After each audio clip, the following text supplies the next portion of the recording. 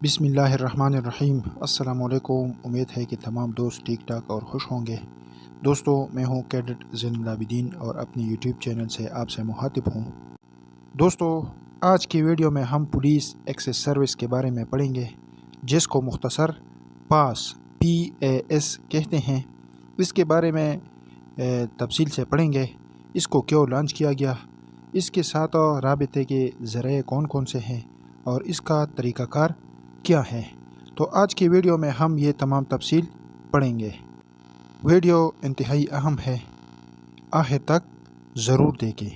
और अगर आप मेरे चैनल पर नए हैं तो मेरा चैनल सब्सक्राइब करें और लाइक और कमेंट्स ज़रूर करें। दोस्तों, सबसे पहले पुलिस एक्सेस सर्विस का स्पेलिंग ज़रूर याद करें, क्योंकि ये अक्सर पेपर में आता है। दोस्तों, तो पास क्या है? ये पुलिस तक रसाई का एक ज़रिया है, जिसको आम और मुख्तसर अल्फाज में ऑनलाइन कंप्लेंट भी कहा जाता है। पास के ज़रिए हर शहरी घर ही से अपने मोबाइल फ़ोन या कंप्यूटर, लैपटॉप वगैरह के ज़रिए पुलिस को अपना शिकायत अरसाल कर सकती है। पास सिस्टम के बनाने यानी लॉन्च करने की वजह यह है कि पहले से आम शहरी के लिए पुलिस तक रसाई एक बहुत बड़ा मसला था, और जब से दहशतगर्दी शुरू हो चुकी है तो ये मसला जो है और भी मुश्किल बन चुकी है। और दूसरा ये कि रिपोर्ट यानी शिकायत दर्ज करने का पुराना तरीक़ाकार जो है, उस पर काफ़ी सारा वक्त तो ज़ाया होता था।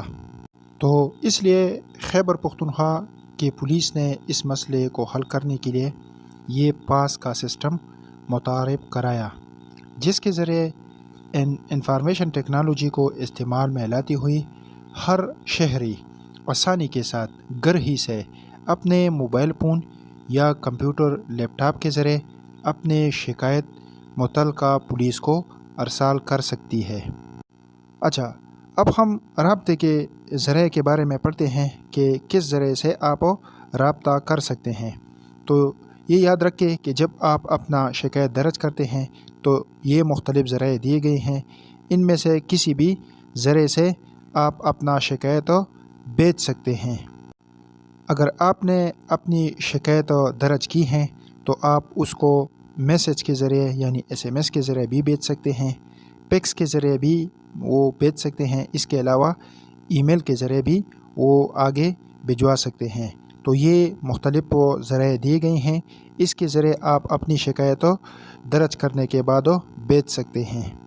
अच्छा, इसका तरीक़ाकार ये है कि जब आप अपनी शिकायत दर्ज करते हैं और ये ज़रिए जो हमने आगे पढ़े, इसके ज़रिए आप अपनी शिकायत भेजते हैं, तो इसके ज़रिए ये शिकायत ऑटोमेटिक पास को मौसूल हो जाती है और वहाँ पर उसको बाकायदा नंबर दिया जाता है। और नंबर देने के बाद उसको कार्रवाई के लिए मुतल्लिका ज़िले के DPO यानी जिस ज़िले से शिकायत की गई है, उस ज़िले के DPO और SDPO को बाहर से कार्रवाई मुरस्सिल की जाती है। अच्छा, तो जब DPO साहब, SDPO साहब को ये शिकायत मौसूल होती हैं तो वो 24 घंटों के अंदर अंदर शिकायत कुनिंदा यानी जिसने शिकायत की है उसको अपने दफ्तर बुलाकर उसके शिकायत से मुतालिक जो भी सूरत हो उसका मसला हल कर देती है, और इसके बाद वापस पास को इत्तला दी जाती है।